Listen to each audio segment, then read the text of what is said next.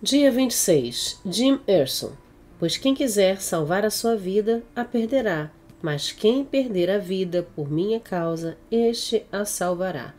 Lucas 9, 24.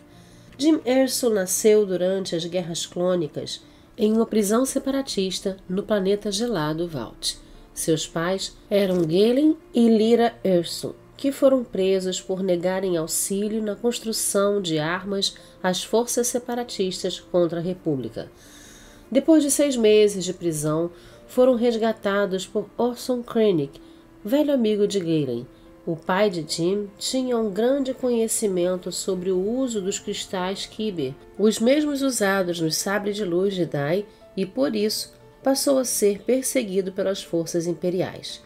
Quando a família Erso descobriu que os seus estudos para a criação de energia sustentável seriam utilizados para a construção de uma superarma de destruição em massa, fugiram para o distante planeta Lamu, onde puderam desfrutar de descanso e paz, por um tempo ao menos. Anos mais tarde, o então amigo Orson Krennic encontrou a localização da família, matou a mãe e capturou o pai. Jim, agora sozinha, foi acolhida pelo herói de guerra Sean Guerreira e fez parte de sua célula da resistência ao Império, até ser abandonada por ele aos 16 anos, passando a viver nas ruas e aprendendo a sobreviver. Mais tarde, Jim será recrutada pela Aliança para conseguir os planos da estação de combate Estrela da Morte. Ela aceita uma missão extremamente difícil, com uma perspectiva de sucesso bastante reduzida.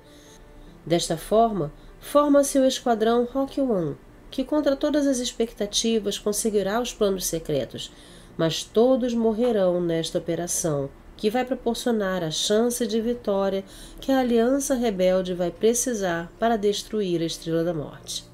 O mais impressionante no filme Rogue One, uma aventura Star Wars, tem relação aos heróis anônimos que trouxeram a esperança para a Aliança, uma vantagem em uma luta extremamente desigual, na qual eles não teriam a menor chance diante dos recursos, soldados e frota espacial. É como uma luta de Davi contra Golias. No devocional de hoje, gostaria de utilizar o sacrifício do Esquadrão Rogue One na figura de Jim Erso para nossa reflexão. A história da Igreja é uma história de sacrifícios. Geração após geração tem preservado o texto sagrado e o testemunho das obras de Jesus na terra. Muito sangue tem sido derramado por homens e mulheres que abrem mão de tudo em prol do Evangelho de Cristo. Minha visão a esse respeito como professor de História da Igreja não é romântica ou utópica, pois tenho plena convicção de que muitos excessos foram cometidos ao longo dos anos. Mas isso não anula o fato de que, se o cristianismo chegou ao século XXI, devemos isso aos líderes que vieram antes de nós. Não existe na Bíblia a expressão netos de Deus, e a ausência desta palavra tem um significado muito importante para a nossa jornada, pois cada geração é responsável por comunicar o Evangelho para a próxima, e isso deve acontecer até que Jesus retorne à terra como grande rei, não mais como servo sofredor ou cordeiro de Deus.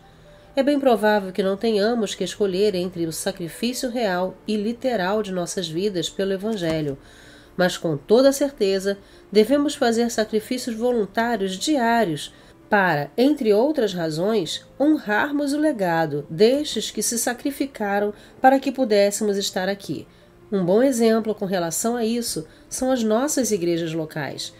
É bem provável que a igreja estruturada que você frequenta hoje tenha sido um início humilde e bastante diferente do que é no presente. Isso vai variar muito pelos anos de existência do templo. Procure conhecer a história de sua igreja local e da sua denominação. Estude sobre os fundadores e procure informações. Eles são heróis anônimos, como o Esquadrão Rogue One. Desafio. Precisamos conhecer mais a respeito de nossa história. Por isso, o desafio de hoje é pesquisar sobre sua igreja.